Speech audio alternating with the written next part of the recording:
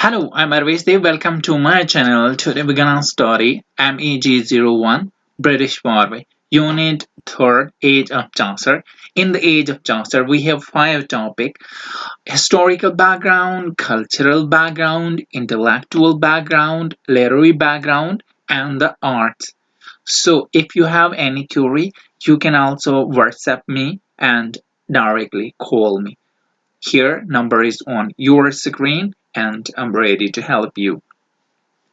Before this, we will start the first topic, historical background of the age of Chaucer. I request you, please subscribe my channel, comment, like and share the video.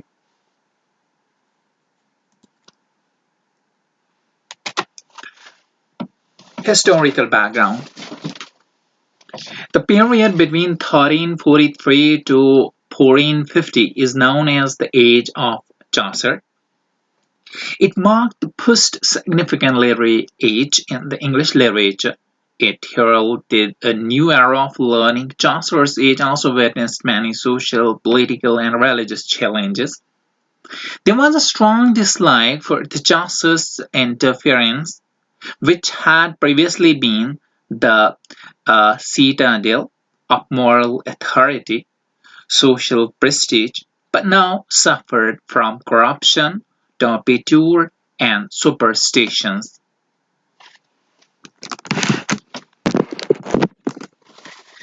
There was strong nationalistic passion due to the Hundred Years' War between England and France. There was also the change in atmosphere due to the peasant upheavals in England. The middle class also emerged as a strong social stratum.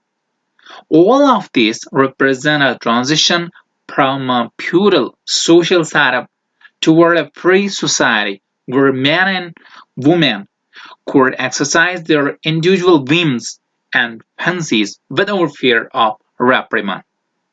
There is a transition from the age of medievalism to the age of modernism.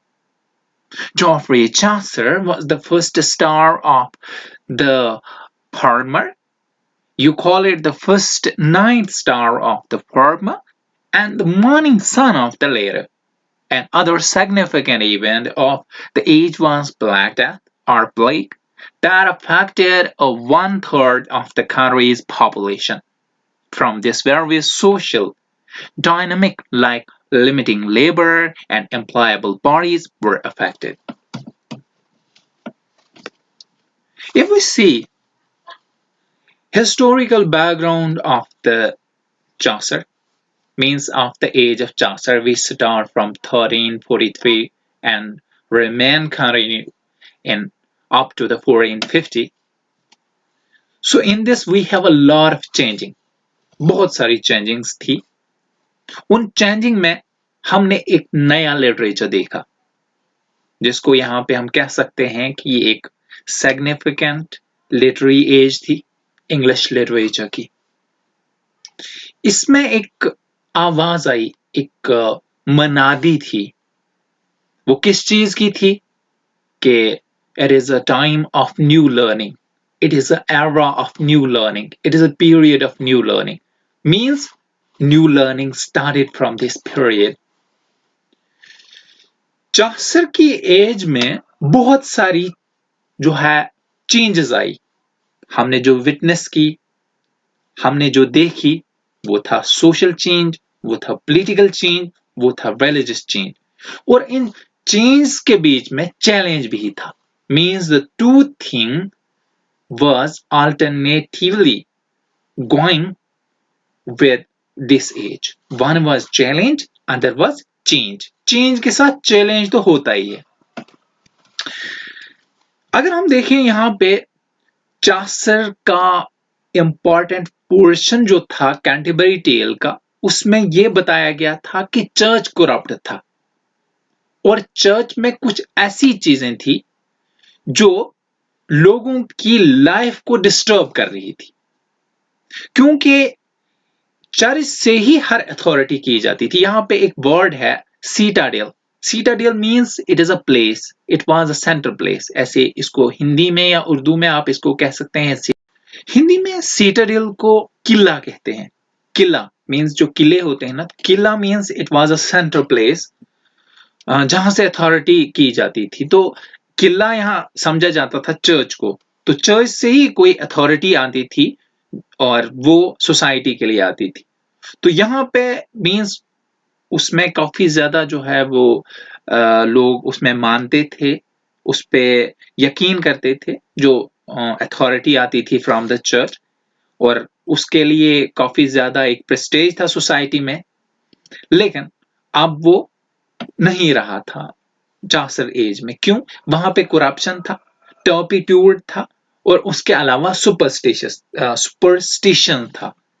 तो यहाँ पे 3 word जो है, corruption आप जानते होंगे, लेकिन यहाँ पे जो टर्पिट्यूड है और सुपरस्टिशन भी आप जानते होंगे, लेकिन टर्पिट्यूड जो है आपके लिए एक नया वर्ड हो सकता है। It would be a new word for you, because अगर आप लिटरेचर के स्टूडेंट हैं तो ऐसे वर्ड्स जो है आपको मतलब इन पे प्रैक्टिस करना काफी जरूरी है। टर्पिट्यूड का मतलब होता है एक शर्मनाक जो है काम करना। तो टर्पिट्यूड मीन्स लानती काम करना, जिसमें लानत हो।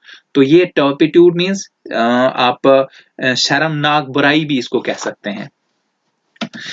तो यहाँ पे उसके बाद एक और चीज यहाँ पे आई जो 100 ईयर वार था, जो इंग्लैंड और फ्रांस के बीच में चल रहा था। ये भी बहुत बड़ी बात हुई थी चासर के दौर में, चासर के एज में। सो द नेक्स्ट जो चैलेंज था यहाँ पे पीजेंट अपहेवल का था, वो भी इंग्लैंड में जा रहा था during the age of Chaucer.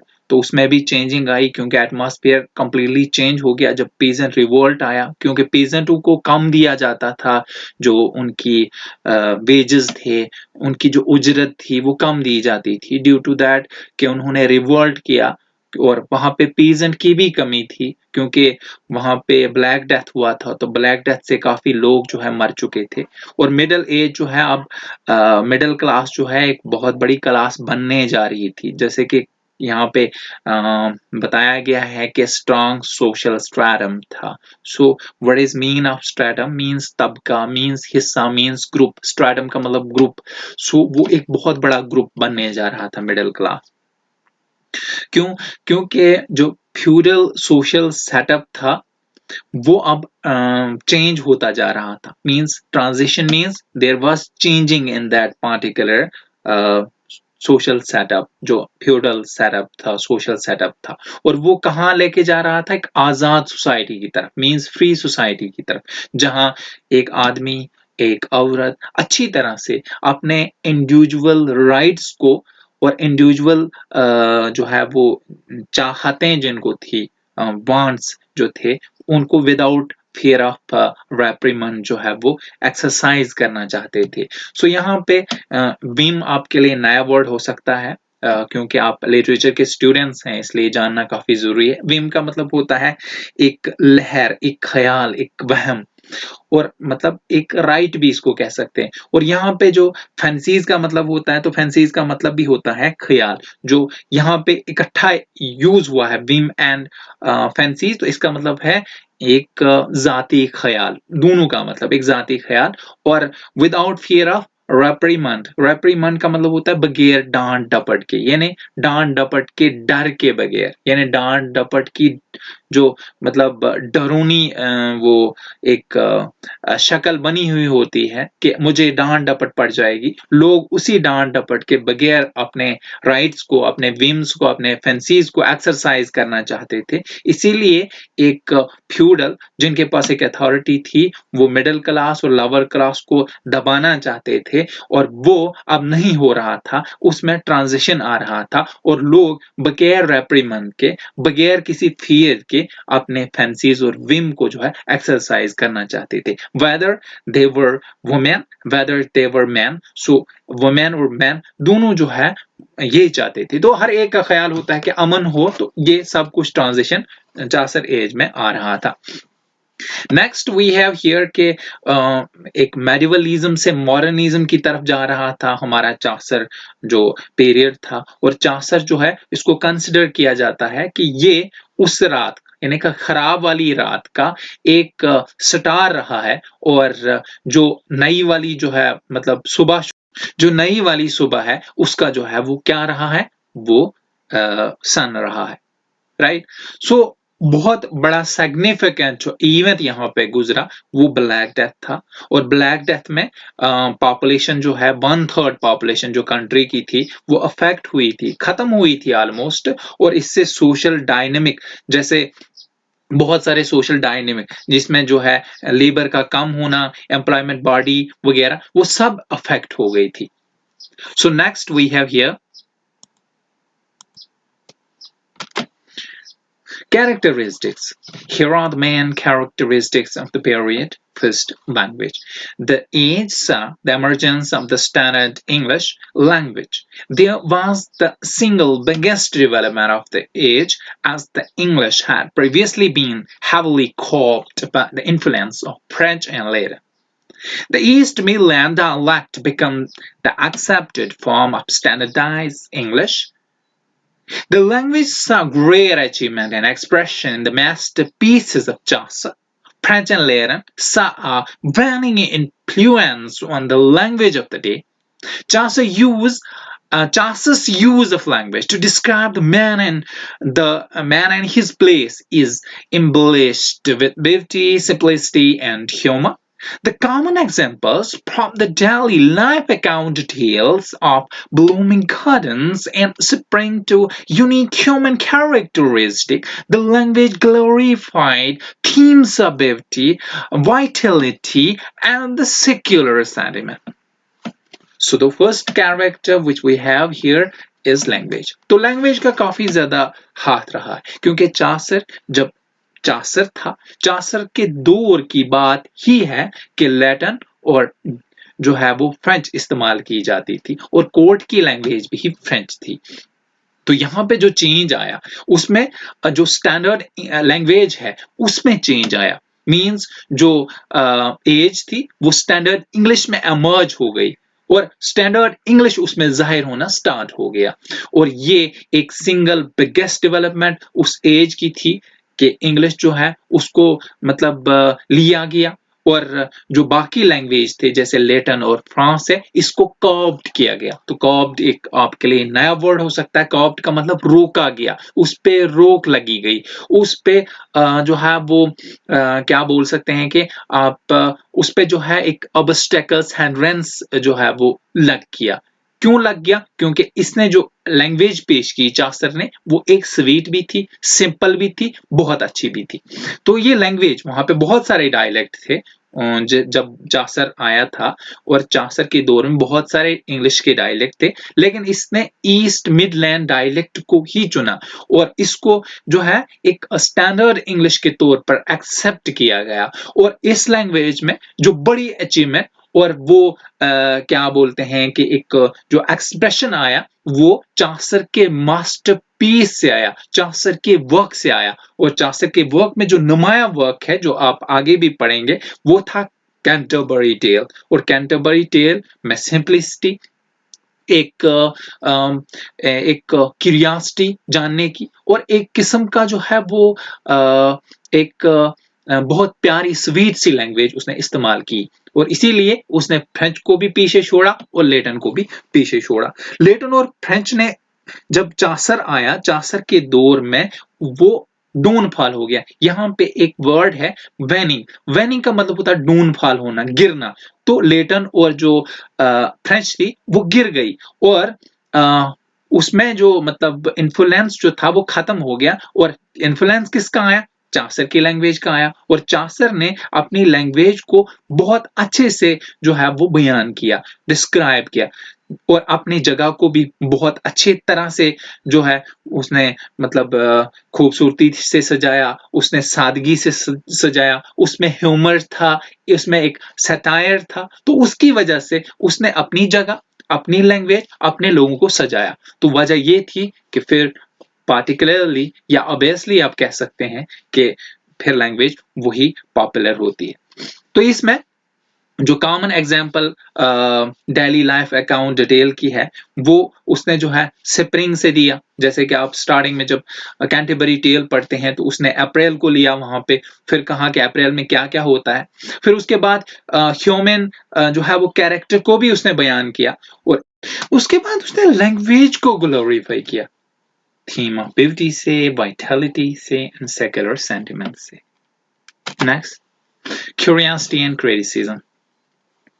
The age is known for its scathing criticism of established army and religion. Church's control over the temporal affairs of common man was challenged during this period. There is a renewed interest in the common man's affair, and there is a theme of derision of romance, especially by Chaucer. The drama take the prominent stage, and the dominance of historical peoples and romance of medieval age was achieved for more humanistic themes.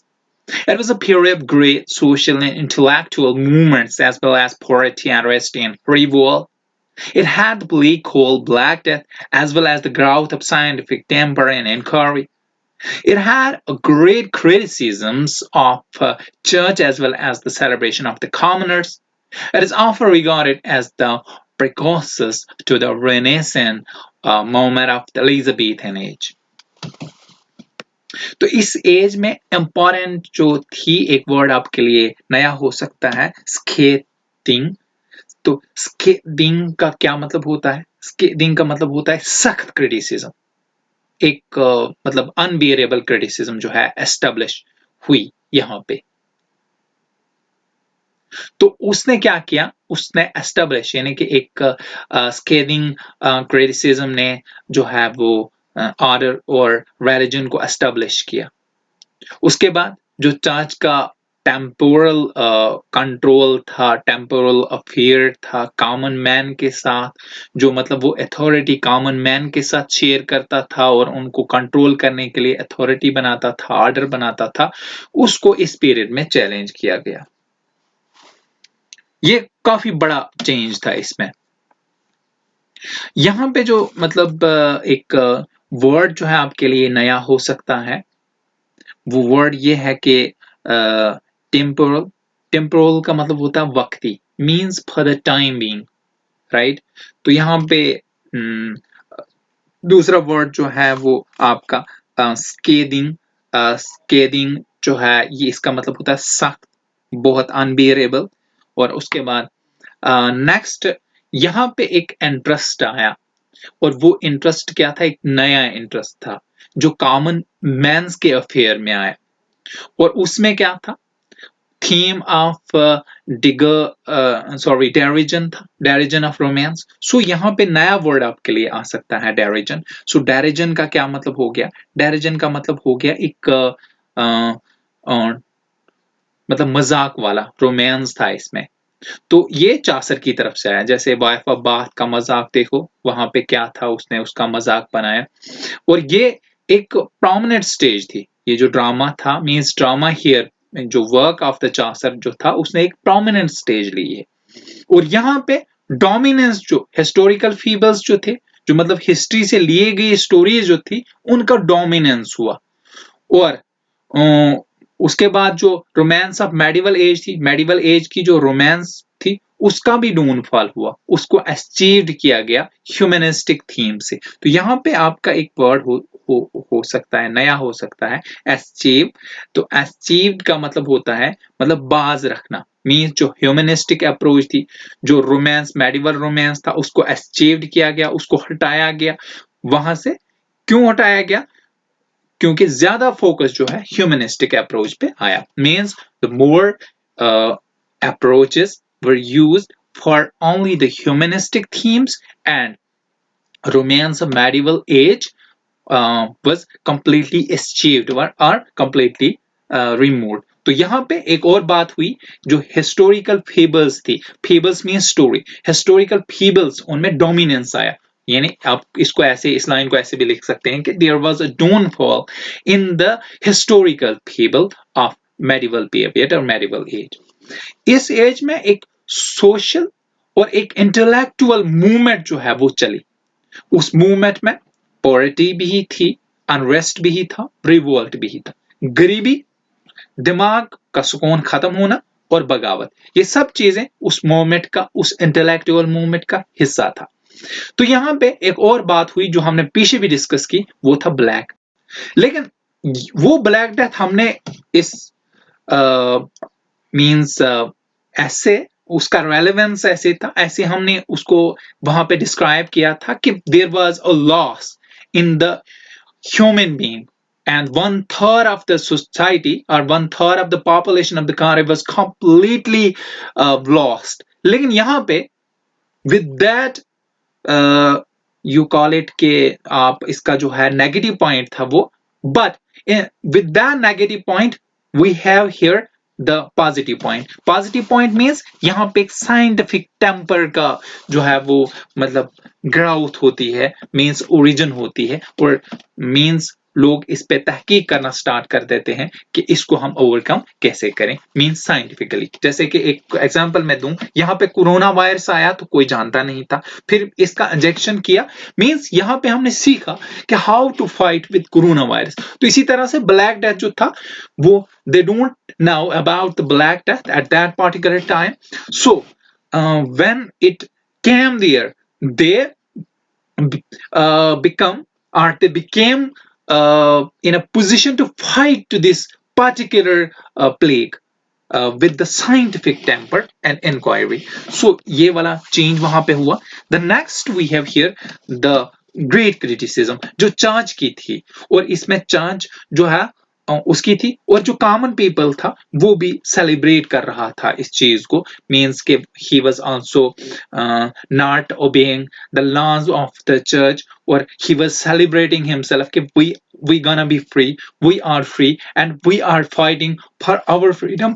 तो वो दोनों साइडों से criticise आ रहा था कि वो क्यों जा रहे हैं, चर्च का क्यों नहीं मार रहे, और यहाँ पे ये भी कहा जाता था कि why church is the place of hotbed of profligacy, means why there is corruption, hotbed of corruption like this, ऐसा चल रहा था। और इसी एज को हम ये कह सकते हैं कि ये प्रिकॉसर था। प्रिकॉसर मीन्स एक किस्म का एक लीडर था, एक किस्म का एक मीन्स एक ब्रिज था रेनेसेंस मूवमेंट का जो एलिजाबेथन में चली। Next we have here prose. So the English prose had its beginning in this age, or in this period, or in the age of Chaucer. Due to the ripening of the language, the prose could now be experimented with. The biblical translation of John Wycliffe is an example of it. The prose writing is both original and unusual. There are the experimental work like that of Thomas Malory, King Arthur, and also desire to shed the grip of Latin as seen in the demand for an English Bible. The formation of allegory was refined in this period, and there was return of alliteration which had been replaced with the rhymes in the Middle Ages. The prominent prose writers of the Chaucer age were Chaucer, John of Trevisa, and John Wycliffe. There is also a great influence of the Scottish word like Barbour. If we talk about the prose, so prose was itself the example of the Bible which was translated by John Wycliffe. तो John Wycliffe को यहाँ कौन भूल सकता है? He is considered the first translator who translated the Bible from Latin to English, right? तो यहाँ पे उसके साथ ही प्रोज हुआ। तो इसके एग्जांपल आप देख सकते हैं कि बाइबल है। प्रोज राइटिंग में ओरिजिनल भी होता था और इंडिविजुअलिटी का भी इस्तेमाल उसमें किया जाता था, राइट? और वहां पे एक्सपेरिमेंटल वर्क लिखे जाते थे, जैसे कि थॉमस मैलोरी का आप वर्क देख सकते हैं, किंग ऑथर का। तो उन्होंने जो है लेटर को खत्म करना चाहा, और फिर जैसे कि देखा जब इंग्लिश बाइबल आई तो लोगों की जबान में बाइबल आई तो उसका डिमांड बहुत ज्यादा बढ़ गया। यहां पे एलिगरी में भी थोड़ा रिफॉर्मेशन आया, और ये था एक रिफाइंड एलिगरी का इस्तेमाल हुआ यहाँ पे। उसके बाद एलिट्रेशन को वापस लाया गया और उसके बाद इस सब को रिप्लेस किया गया वो जो मिडिल एज की जो राइम्स थी। यहाँ पे एक और बात हुई, जो प्रोमिनेंट प्रोज राइटर थे जैसे चौसर के एज के, वो कौन कौन से थे? वो एक चौसर तो था ही था, उसके बाद जो है जॉन ट्रेविसा था, जॉन वेक्लिफ था। अगर हम यहाँ पे जॉन ट्रेविसा की बात करें, जॉन ऑफ ट्रेविसा तो नहीं है ये, समटाइम में जॉन ट्रेविसा ही है। तो ये एक कॉनिश राइटर था और ट्रांसलेटर भी था, इसने बहुत बुक्स ट्रांसलेट की हुई हैं। अगर आपको टाइम होगा, आप बहुत वास्ट पढ़ना चाहते हैं तो आप इसको देख सकते हैं। इसकी अलग सी एक वीडियो लेक्चर जो है आपको मिल जाएगा जॉन ट्रेविसा का। तो ये जो है थोड़ा सा ब्रीफ में आपको कर दूं, ये 1342 में means he was born on 1342 and 1402 he died. So ये एक कॉर्निश राइटर था, Cornish. So Cornish is a place, means वहीं का राइटर था और ये ट्रांसलेटर भी था, राइट। सो उसके बाद हमारा जॉन वेक्लिफ। तो जॉन वेक्लिफ जो है उसने ट्रांसलेट किया बाइबल को फर्स्ट टाइम जो है इंग्लिश में, और यहाँ पे स्कॉटिश वर्ड का भी काफी ज्यादा इन्फ्लुएंस रहा और वो था Barbour. So next we have here poetry. The age of Chaucer's, the birth of English poetry. In the Chaucer's age, poetry continued to flourish and assumed an unparalleled position. The most noted poets of this age were Chaucer, John Gores, and William Lingland. Spenser became the father of the poetic diction, as there was no poetic diction before this age. And the poetry saw the amalgamation of religion, humanism, and secular passions. There were a new form of poetry like narrative, descriptive poetry that were enhanced during this period. Chaucer himself was known for his transient observation, and he was sociable and loved mingling with the people from the diverse backgrounds, and as evidenced in his work, The Canterbury Tale. In it, he has been able to paint the peculiarities and complexities of the human nature. Chaucer uses 7-lined stanza A B A B B C C, known as the Chaucerian rhyme meter. तो अगर हम poetry की बात करें, if we talk about the poetry which was during the age of Chaucer, तो Chaucer was the first person who gave the birth to the English poetry, right? In the Chaucer's age, we saw that the poetry continued to flourish, और वो flourished भी कैसे हुई? Unparalleled position से, right?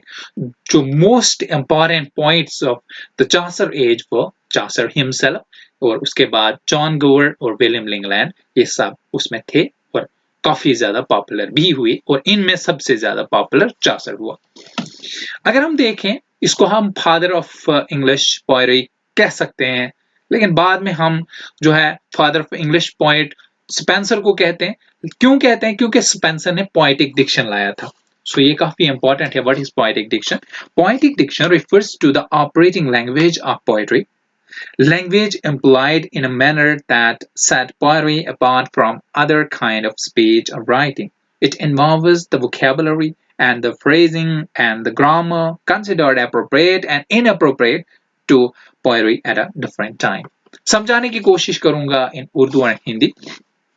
Short में एक line में बोल दूं, पोएटिक डिक्शन का मतलब होता है कि जिस तरीके से हम पोएट्री की लैंग्वेज बनाते हैं, means operating language of poetry आप कह सकते हैं, उसी को हम पोएटिक डिक्शन बोल सकते हैं। इसमें लैंग्वेज को कैसे एम्प्लॉय करना है, किस मैनर में एम्प्लॉय करना है, और जो है पोएट्री कैसे जो है वो स्पीच से अलग होनी चाहिए, राइटिंग में, बोलने में, और इसमें वोकैबुलरी और फ्रेजिंग जो ग्रामर है उनको अप्रोप्रिएट और इनअप्रोप्रिएट तरीके से रखा जाता है, मींस उनकी एक तरतीब बनाई जाती है, तो उसी को हम पोएटिक डिक्शन बोलते हैं। So the first word poetic diction comes in the poetry of Spenser. तो इसीलिए Spenser is called the father of English poetry, so हम कह सकते हैं कि Chaucer is the father of English poetry. English poetry not, Chaucer is also the father of English poetry, या हम कह सकते हैं कि from the age of Chaucer the poetry was born, ऐसे कह सकते हैं हम. तो उसके बाद इसमें क्या था, उसने इस पोएट्री में यानी कि चासर की एज की पोएट्री में क्या हुआ. सो चासर की एज में एक अमेलगमेशन था. Amalgamation means mixture. रिलीजन भी था, ह्यूमनिज्म भी था, सेक्युलर पैशन भी था, मीन्स सब चीजें उसमें मिक्स थी. एक नई फॉर्म जो है वो पोएट्री की थी, मीन्स इसमें नैरेटिव पोएट्री और डिस्क्रिप्टिव पोएट्री भी थी. अब नैरेटिव पोएट्री क्या होती है? What is narrative poetry? Narrative poetry is a form of poetry that tells a story, often making the voice of a narrator and character as well as the entire story. Is usually written in a metrical verse. Narrative poems don't use rhymes. The poems that make up this genre may be short or long, and the story it relates to may be complex. I will try my best to give you the comprehensive detail in English or Hindi. Sorry, in Hindi or Urdu. हम narrative poetry को कह सकते हैं जो हमें story बोलती हो, और स्टोरी में नैरेशन की वॉइसेस हो, कैरेक्टर हो, और जो एंटायर स्टोरी वो है उसको मैट्रिक वर्स में लिखा जाना चाहिए. और नैरेटिव जो पॉम है उनमें राइम्स नहीं होती, वो बगैर राइम्स के होती हैं. और ये पॉम जो है इस किस्म की वो लंबी भी हो सकती है और छोटी भी हो सकती है. और जो स्टोरी इसकी है वो कॉम्प्लेक्स हो सकती है. कॉम्प्लेक्स इन द सेंस समझने में थोड़ी प्रॉब्लम आती है, जैसे कि चासर की बहुत बड़ी जो मतलब नैरेटिव्स जो हैं वहां पे आप उनको समझ जल्दी से नहीं सकते हो. Means there is a problem in understanding कि कौन कहाँ किया, लेकिन इंटरेस्टिंग है. अब यहाँ पे दूसरा हमने वर्ड इस्तेमाल किया descriptive. So descriptive poetry is a poetry that mainly describes the subject, right? Whether it be a person, an animal, or an inanimate object, often in great detail, rather than telling a story or expressing one's feeling. These poems are the examples of descriptive poetry. So descriptive poetry में क्या होता है, वो जो है subject को describe करता है, और सब्जेक्ट में पर्सन हो सकता है, एनिमल हो सकता है, या एनिमेट ऑब्जेक्ट हो सकता है. और ये ऑफन जो है हम इसको जो है ग्रेट डिटेल में जो है वो बयान करते हैं. तो यहाँ पे जो है हम ये जो मतलब उसकी फीलिंग्स को एक्सप्रेस नहीं करते हैं, बल्कि हम सिर्फ डिटेल्स देते हैं, राइट. सो इसी किस्म की पोएट्री को हम कह सकते हैं कि it is a descriptive poetry. So मुझे उम्मीद है कि आप दोनों टर्म्स को आपने अच्छी तरह से समझा होगा. No, so the next we have, यहाँ पे चासर जो है उसने कहा कि मतलब वो जाना जाता था, means he were call himself कि ही वाज द ट्रेजेंट ऑब्जर्वर. और उसने मतलब वो समाजी था, उसने लोगों के साथ जो है मिलके प्यार बांटा, और उसने जो है सब कुछ किया जो हमें नजर आता है, दिखाई देता है कैंटरबरी टेल में. तो उसमें जो हमारे पास उसने जो पेनमेंट किया, मीन्स पेन डाउन किया बहुत सारी पेकुलरिटीज और ह्यूमन नेचर की कॉम्प्लेक्सिटीज को, तो चासर ने वहां पे 7 लाइन स्टैंजा जो है इस्तेमाल किया, जिसको हम चैसरियन जो है राइम स्कीम भी बोलते हैं या राइम मीटर भी बोलते हैं, जिसमें ए बी बी सी सी का यूज हुआ है. Next we have here, this is the next topic, cultural and intellectual background in the Chaucer's age. So let's see it. Chaucer's incredible career reflects the changing social and economic structures of England in the late 30s. Before 30s, there were basically two classes. There were nobility, the wealthiest one, or the 2% of England, and there were serfs, everyone else. As centuries passed, families began to pass on skills, trades, crafts that would pass on By the time of the 12th and 13th century, the products that peasant of serfs were able to make become commodity for exchange.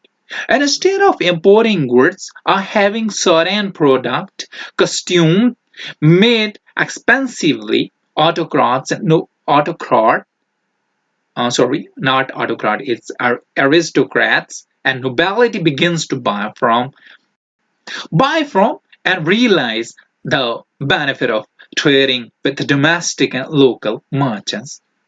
And instead of enslaving the masses to maintain the agricultural, those with money began to cultivate certain population for the products and services they could offer. Particularly as trade between the nations began to grow, London evolved into a bustling port, and the collapse into a class society created a more mobile middle class that broke from cultural serfdom, began to pioneer economic autonomy, servicing the rich as time goes on each other. Important thing which we have here and the cultural and intellectual background, थोड़ी सी यहाँ पे उन्होंने अपनी अकल का use किया. Charles का जो इनक्रेडिबल करियर है वहां पे सोशल चेंजिंग हुई, इकोनॉमिक स्ट्रक्चर में भी चेंज हुआ जो लेट 13 में हमें नजर आया. इससे पहले वहां पे दो क्लासें थी. नोबेलिटी थी जिसको हम वेल्थिस्ट क्लास कहते हैं, मींस उनके पास काफी ज्यादा दौलत थी और वो सिर्फ 2% इंग्लैंड की थी. और वहां पे सर्फ थे, सर्फ मींस गुलाम, नौकर. और उसके बाद जो ही टाइम गुजरता गया, मतलब सदियां गुजरती गई और ये जो फैमिलीज थी, गरीब फैमिलीज जो थी, उन्होंने जो है मतलब अपने हुनर के बिना पर या हुनर की बुनियाद पर ट्रेड और क्राफ्ट करना स्टार्ट किया वक्त के गुजरने के साथ. लेकिन 12th और 13th सेंचुरी में जो प्रोडक्ट थे, मींस जो चीजें, जो पैदावार थी, जो पेजेंट या गुलाम लोग जो है वो बनाया करते थे, वो काफी ज्यादा कीमती हुई. मींस फॉर एक्सचेंज के लिए काफी ज्यादा वो उसमें एक्सपेंसिवनेस आ गई, right.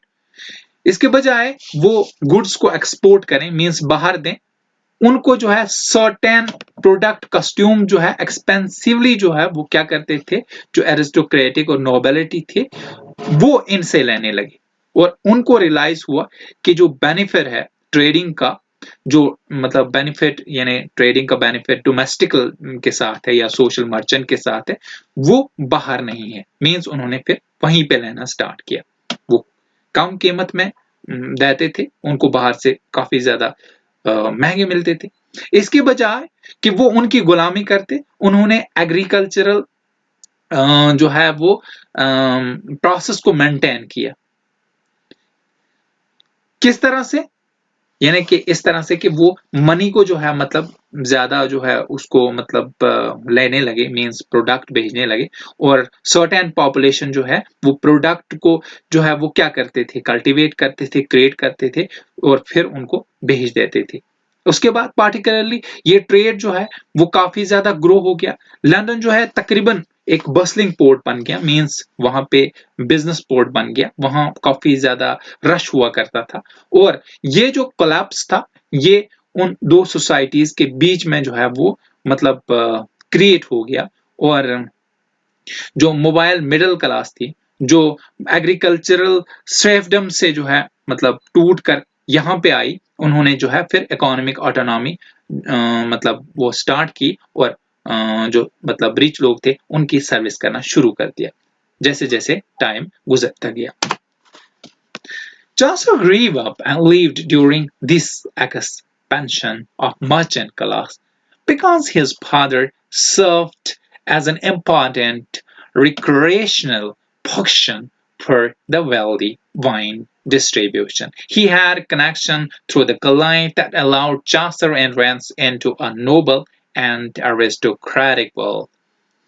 As he worked his way up the ladder in the aristocratic and royal world of London, much like a young person working his way up the corporate ladder. Chaucer had access to and enjoyed many of the privileges of nobility. Importantly, he was not aristocracy. He was not aristocracy, nobility, or royalty. Chaucer had exposure to a vast variety of humanity and experience, which is reflected in his writing and particularly. And sure, he was a true social and literary Renaissance man, many decades before the Renaissance itself settled in England. तो Chaucer भी इनके साथ मतलब आगे बढ़ने लगा. वो रहता था इस एक्सप्रेशन यानी कि एक्सपेंशन जो मर्चेंट क्लास एक्सपेंशन था इसी दौर में वो भी रहता था. उसका फादर जो है वो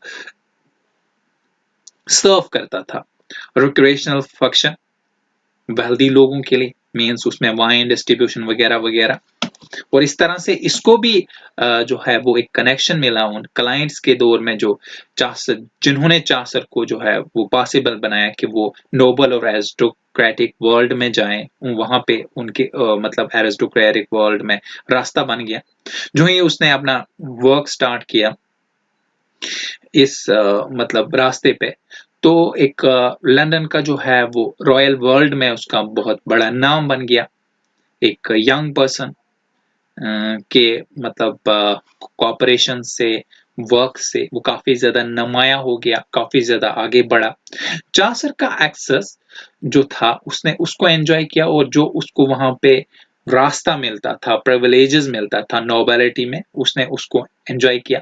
तो इम्पोर्टेंटली वो नहीं एरिस्टोक्रेटिक था, न ही नोबिलिटी से उसका कोई ताल्लुक था और न ही रॉयल्टी से उसका कोई ताल्लुक था. चासर को एक एक्सपोजर था जो वास्ट ह्यूमैनिटी का या वैरायटी ऑफ ह्यूमैनिटी का, वास्ट वैरायटी ऑफ ह्यूमैनिटी का या एक्सपीरियंस का, वही एक्सपोजर जो है रिफ्लेक्ट हो गया उसकी राइटिंग में, पार्टिकुलरली कैंटरबरी टेल में. तो इन शॉर्ट हम कह सकते हैं कि सोशल जो ट्रू सोशल और रेनेसेंस था वो जो है बहुत सालों पहले जो है वो नजर आया इंग्लैंड में रेनेसेंस की शक्ल में, और वो चासर था और जो बहुत सालों में हमें वहां पे नजर आया. बहुत साल पीछे मीन्स फिर तो रेनेसेंस बाद में आया, लेकिन रेनेसेंस की लहर जो है हमें उसके वर्क में नजर आए या उस आदमी में नजर आए. Even though Chaucer is one of the 3 or 4 most important figure in the English literature, it is important to recognize that no one at the time, including himself, would have called him poet or an author. Chaucer would have called designated himself at whatever job he worked, such as a comptroller, forester, never poet. Writing the Middle Ages and the early Renaissance was not a career. There were no career writers in England until the 18th century, when the publishing industry made it possible for writing to become a commercial enterprise. Poet or narrator like Chaucer created their work on the side.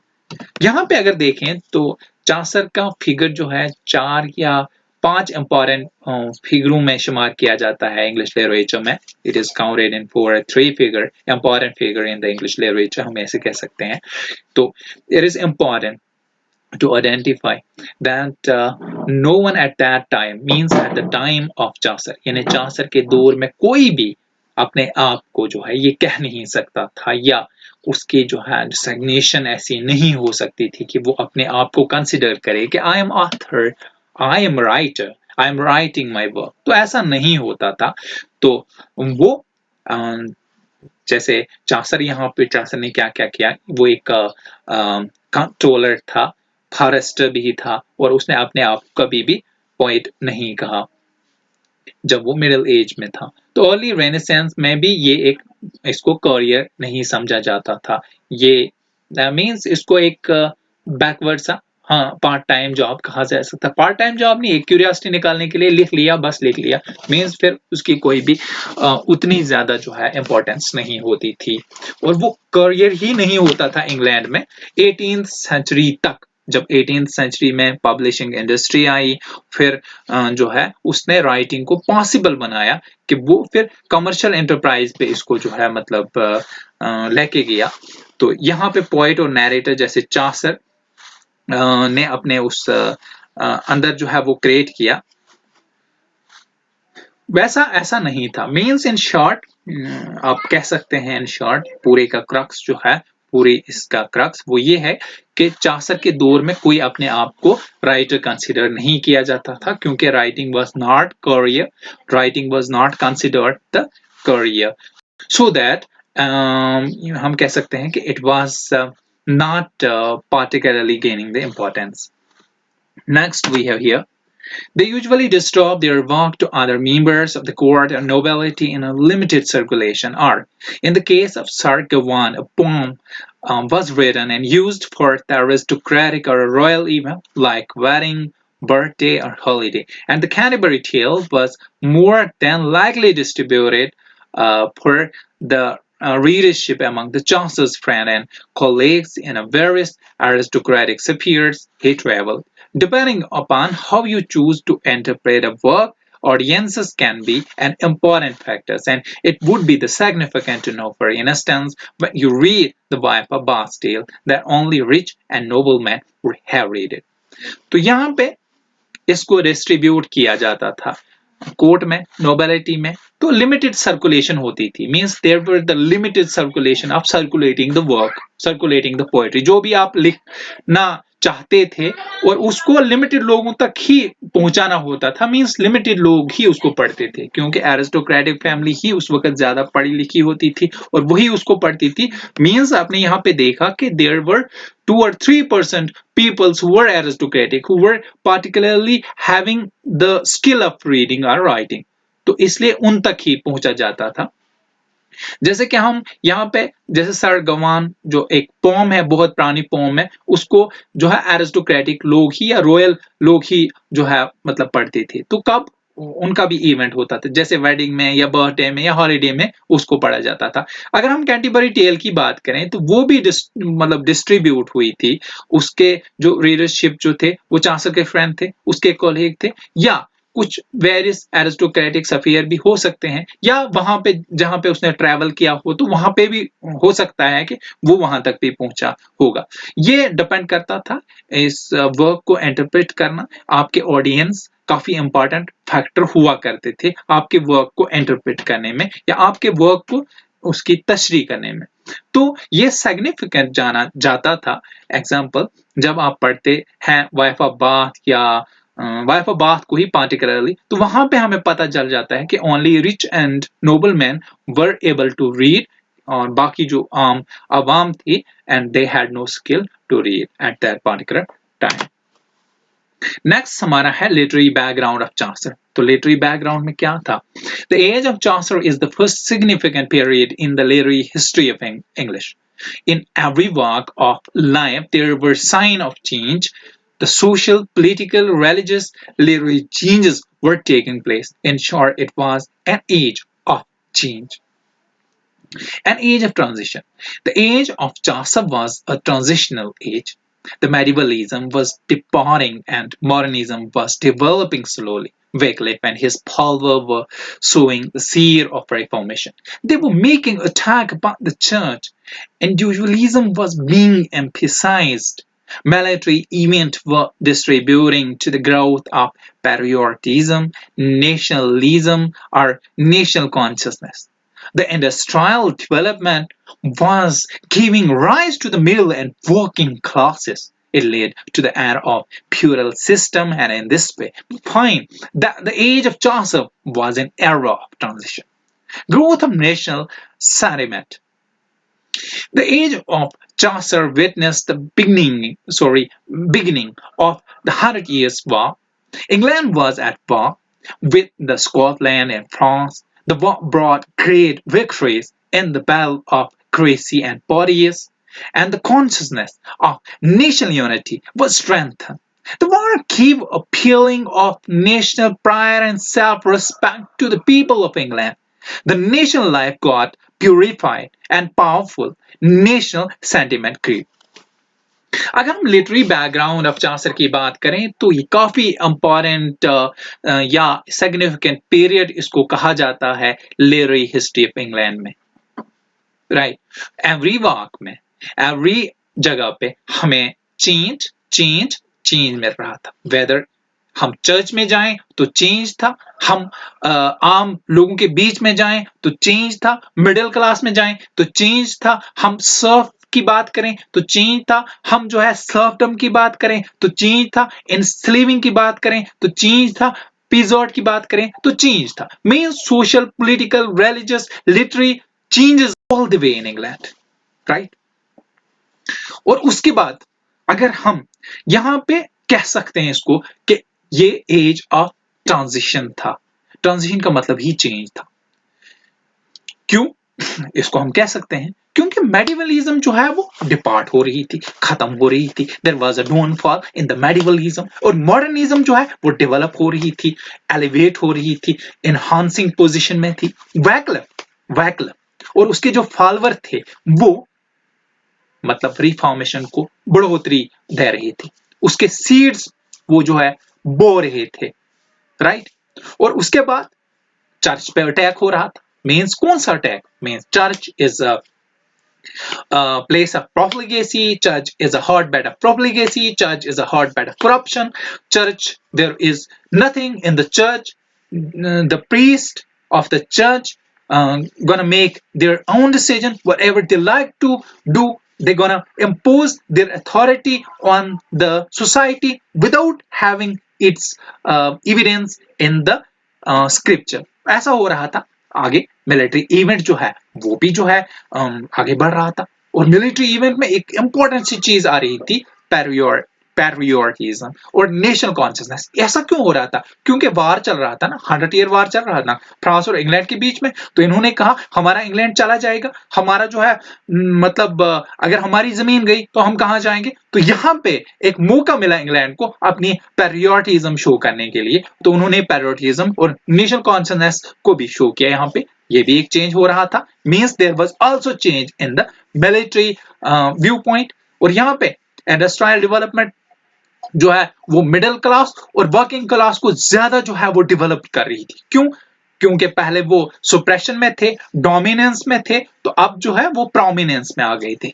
और इसके बाद जो feudal system था वो खत्म होता जा रहा था। Means there was also change. और फिर यहाँ पे अगर हम देखें तो हमने यहाँ पे चासर एज को जो है हम कह सकते हैं it is a age or it is a era, it is an era of transition, it is the age of transition, it is an era transition.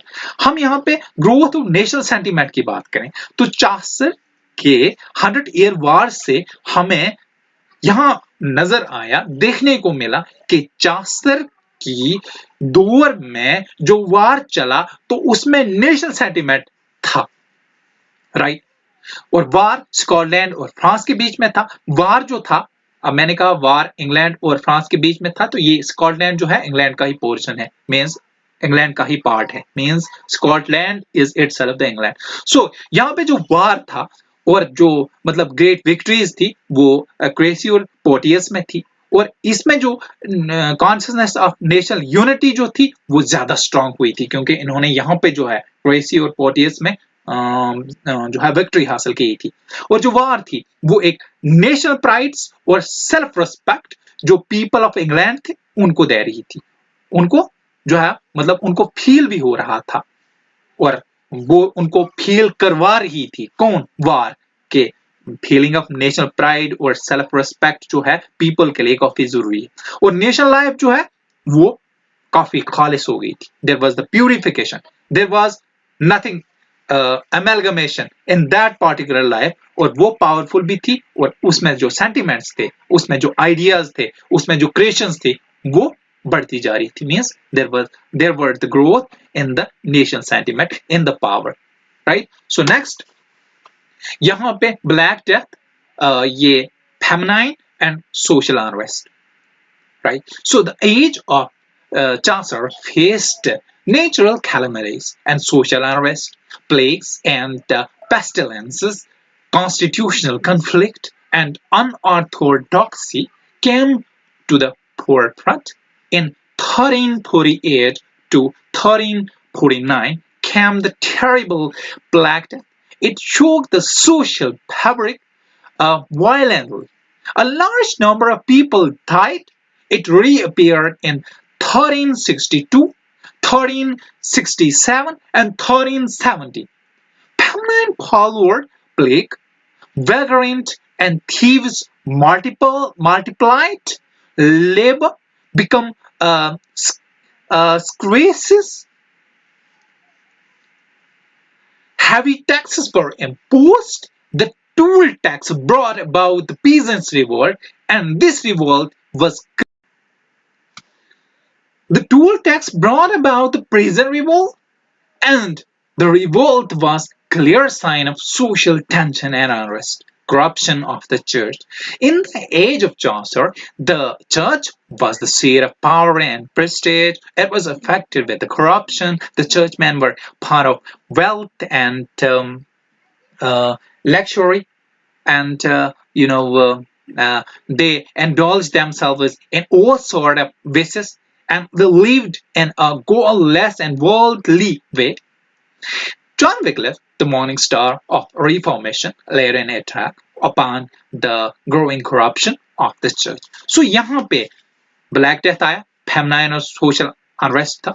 Means Chaucer के दौर में नेचुरल कैलामिटीज और सोशल अनरेस्ट को face किया गया. जो plagues और pestilence थे, मीन्स जो बीमारियां थी, कॉन्स्टिट्यूशनल कन्फ्लिक्ट भी थे, अनऑर्थोडॉक्स भी थे, जो फोरफ्रंट पे आए, सामने आए. इसमें 1348 से 49 तक टेरिबल डेथ अटैक हुआ, ब्लैक डेथ अटैक हुआ, मींस ब्लैक डेथ आया, और इसने सोशल फैब्रिक को वायलेंटली हिला के रख दिया. यहाँ पे आपके लिए एक वर्ड हो सकता है, व्हाट इज सोशल फैब्रिक. तो सोशल फैब्रिक का क्या मतलब है, यानी कि एक जो है वो बनाव, मीन्स एक सोशल जो मतलब एक सतह थी, उसको जो है वायलेंटली उसने हिला के रख दिया. बहुत सारे लोग मर गए, और ये फिर से आया, मीन्स ये फिर से आया वो 1362 में, और फिर 1367 में, और 1370 में. तो फेमनाइन फॉलोड प्लेग, और ये लड़कियों को भी लग गया, मीन्स औरत पोर्शन को भी लग गया. तो यहाँ पे जो वेग्रेंट थे, आपके लिए नया वर्ड हो सकता है, इंग्लिश लिटरेचर के स्टूडेंट हैं, जानना हमारे लिए काफी जरूरी है. तो वैग्रेंट का मतलब होता है खाना बदोश, मीन्स जिनका कोई घर नहीं है. और थीव्स मीन्स थीव्स वो ज्यादा हो गए, वो बढ़ गए. और उनके उसके बाद क्या हो गया, उसके बाद लेबर बिकम जो है स्केर्स. स्केर्स का मतलब होता है कम, स्केर्स, इसका प्रोनाउंसिएशन स्केर्स है, कम, मीन्स वो कम हो गए थे. तो हैवी टैक्सेस जो है उन पे लग गया. टूल टैक्स जो है उसकी वजह से पीजेंट रिवोल्ट आया, और पीजेंट जो रिवोल्ट था वो क्लियर साइन था सोशल टेंशन और अनरेस्ट का. अगर हम चर्च की बात करें तो चासर के दौर में चर्च जो है काफी पावरफुल सीट या प्रेस्टिजियस सीट कहा जाता था, लेकिन इसको बीमारी लगी थी करप्शन की. मींस करप्शन से ये इसको इन्फेक्शन करप्शन का हुआ था. और चर्च जो है वो क्या करता था, वो ज्यादा दौलत को लेता था, उसमें लग्जरी जो है वो ज्यादा होती थी, उसमें आरामदेह लोग ज्यादा होते थे, दौलत को ज्यादा पसंद करते थे, और उसके बाद जो है वो हर जो भी बुराई थी उसमें अपने आप को डालते जाते थे, और वो जो है मतलब खुदा की जिंदगी के बगैर रहते थे. मीन्स जो जीसस क्राइस्ट ने जो सिखाया था उनको उसके बगैर रहते थे, और वो दुनियावी जिंदगी को ज्यादा प्रेफर करते थे, वर्ल्डली वे में रहते थे. जॉन wycliffe, जिसको हम मॉर्निंग स्टार और रिफॉर्मेशन कहते हैं, तो उसने फर्स्ट अटैक किया जो है वो चर्च पे, और वो था कि आप जो है मतलब करप्शन क्यों लेते हो. नेक्स्ट, न्यू लर्निंग, और उसके बाद हमारा लास्ट कंक्लूड हो रहा है. सो न्यू लर्निंग में क्या था, हमने पहले ही इसको पढ़ा कि it was the place from where the new learning started, means it is a period from where the new learning started. So let's have a look here. The age of Chaucer marked the dawn of new learning. It brought about a change in general outlook of the age. Man's intellectual क्या बोलते हैं इसको, intellectual horizon, क्या बोलते हैं Yes, we can say it. I'm sorry. My mind was diverted something. I'm sorry. Huh. Horizon expanded. So here began to make the efforts to liberate himself from the shackles of the theological slavery. Two Italian writers, Parrot and Boccaccio, with the uh, pioneers, pioneers with the pioneers of his great revival, but beneath the medievalism and the heaven of the Renaissance was already at work, and the modern world was in the process of being born. Conclusion: thus, in the age of modern note began to reappearing, and there was a sharp separative criticism. The work of Romance was passing. In the age, there was a separative revolt. The Chaucer was losing her great hold upon the masses of people. Reformation was in process. The light of new learning was shining. This age was given proper voice by Chaucer. So here new learning, अगर हम new learning की बात करें तो ये शुरुआत थी, सूरज चढ़ा हुआ था नया सीखने का। तो यहाँ पे इसमें जो है मतलब इस एज में चेंज था, हर तरीके से चेंज था। जो मैन का इंटेलेक्चुअल हॉरिजन था वो एक्सपैंड हो गया था। हॉरिजन का ये क्या मतलब है? Horizon means the ideas. तो हॉरिजन का मतलब होता है यहाँ पे जहाँ पे आसमान और जमीन आपस में मिलते हैं उसको हॉरिजन बोलते हैं, लेकिन यहाँ पे जो है हॉरिजन का मतलब होता है आइडिया।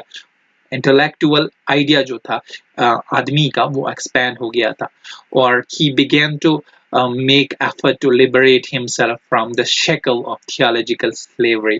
तो यहाँ पे मीन्स लिबरेट का क्या मतलब हो गया? आजाद करना। और शेकल, शेकल यहाँ पे जो है हथकड़ी बोलते हैं इसको, हथकड़ी यानी कि जो आदमी था वो क्या कर रहा था? कोशिश कर रहा था अपने आप को आजाद करना, जो थियोलॉजिकल स्लेवरी था। तो थियोलॉजिकल का मतलब क्या होता है? जो दुनियावी मतलब जो गुलामी थी उससे वो जो है उसकी हथकड़ी से अपने आप को आजाद करवाना चाहता था, राइट। इटालियन के दो राइटर थे, एक था पैट्रोच और दूसरा था बोकैसियो, और वो भी जो है पायनियर रिवाइवल थे और ग्रेट रिवाइवल थे।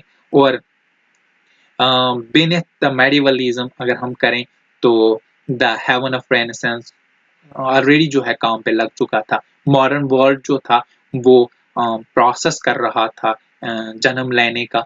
तो यहाँ पे अगर हम इसको कंक्लूड करें, चासर जो है वो एक, चासर की एज जो है वो एक क्यूरियस मॉडर्न नोट जो है मतलब हमें देखने को मिलता है। वहाँ पे जो है मॉडर्न नोट जो है वो स्टार्ट हो जाता है।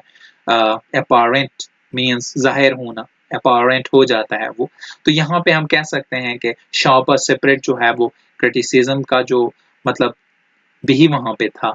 उसके बाद हम ये कह सकते हैं कि वहाँ पे रोमांस भी था, वो भी साथ साथ में चल रहा था। हम ये कह सकते हैं वहाँ पे सेपरेट ऑफ रिवोल्ट भी था। हम ये कह सकते हैं एक साइड से जो है वो चर्च जो है अपनी पकड़ जो है वो खोता जा रहा था, और लोगों पर से मीन्स लोगों से जो मतलब पकड़ थी, जो लोगों को चर्च पहले इकट्ठा करता था, उसके हुक्म पे सब कुछ चलता था, लोग अब उस हथकड़े से बाहर आते जा रहे थे। रिफॉर्मेशन जो है वो प्रोसेस में था, और फिर नई लर्निंग जो है उसकी जो चमक जो थी वो चली जा रही थी। और उसके बाद ये सब जो है इस एज में प्रॉपरली जो है जो वॉइस दी गई वो चासर की दी गई। इसके साथ ही मुझे इजाजत दीजिए। खुदा हाफिज।